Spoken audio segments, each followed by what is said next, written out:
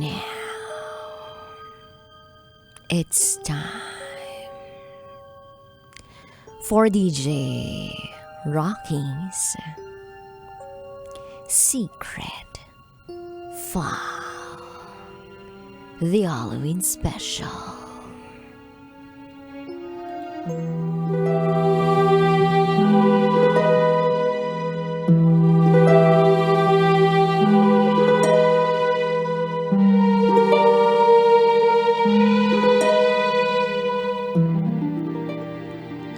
Wala po kayong ulo.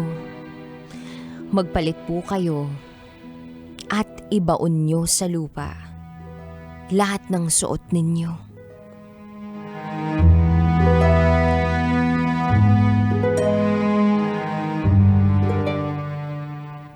Hi, DJ Rocky.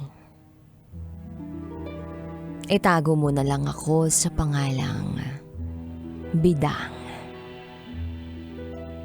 At ito ang aking secret file.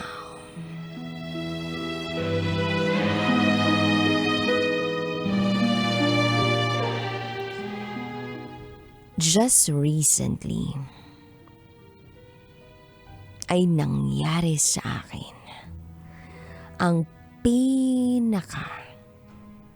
hindi ko makakalimutan sa buong buhay ko.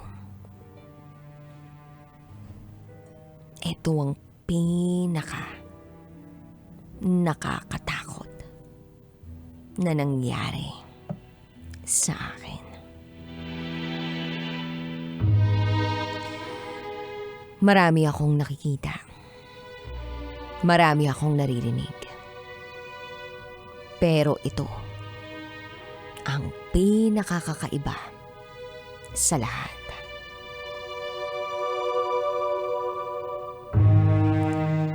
At exactly 2 p.m., pumunta ako ng isang remittance center to claim money dahil isa akong online seller.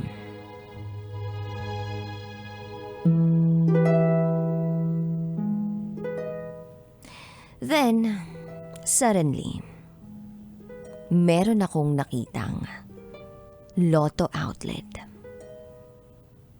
Tataya sana ako nang biglang nakita ko ang isang babaeng walang ulo. Yes, katawan ng isang babae na walang ulo. Grabe yung takot ko nun. Kabadong-kabado ako. At nanginginig. Mangiyak-ngiyak ako. Hindi ko akalaing makakakita ako ng taong walang ulo. Hindi ko alam kung anong gagawin ko. Napaupo ako. Hinang-hina ang mga tuhod ko. At damang-dama ko ang panginginig ng buong katawan ko. Hanggang sa naalala ko yung sinabi ng kapitbahay namin. Naalala ko yung kwento niya tungkol sa ganun. Kung makakakita raw ako ng taong walang ulo. Ang dapat ko raw gawin ay tapikin ko at sabihing, Ale, wala po kayong ulo. Magpalit po kayo at ibaon ninyo sa lupa lahat ng mga suot ninyo. Buti na lang at naalala ko yun, DJ Rocky. At ayun nga ang ginawa ko. Nagulat yung Ale na parang gusto niyang maupo sa kinatutatayuan niya dahil sa sobrang panghihina. Sabay sabi sa akin, Neng, salamat sa'yo. Kung hindi mo ko tinapik, baka mamatay ako. Maiyak-iyak na pasasalamat niya sa akin. Nung umalis na si Manang, andun pa ako sa remittance center. Hinihintay ko pa na tawagin ako nang biglang nakarinig ako ng isang malakas na tunog. May aksidenteng nangyari. Nagsisigawan lahat ng mga tao.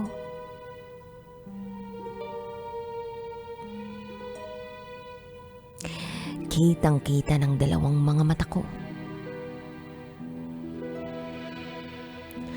ang kalsada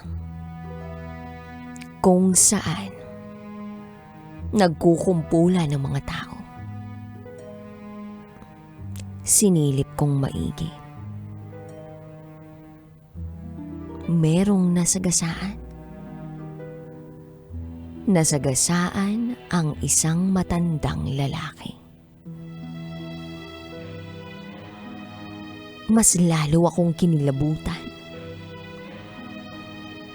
Hindi si nanay o ang aling nakausap ko kanina o nakita kong walang ulo ang namatay, kundi isang matandang lalaki.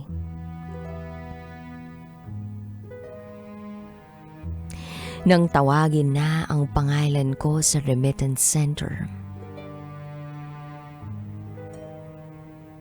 parang wala na ako sa sarili ko. Matapos yun ay sumakay na ako ng tricycle para umuwi. Dahil hindi ko na kinakaya lahat ng nangyayari. Pag-uwi ko ay dumaan ako sa kapitbahay namin. At ang sabi niya, hindi na raw yun mapipigilan. Kumbaga pag oras mo na, oras mo na.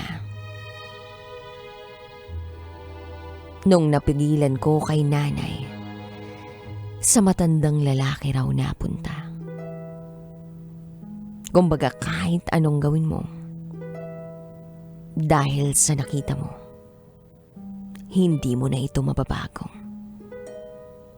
Dahil yun ang nakalaan para sa'yo.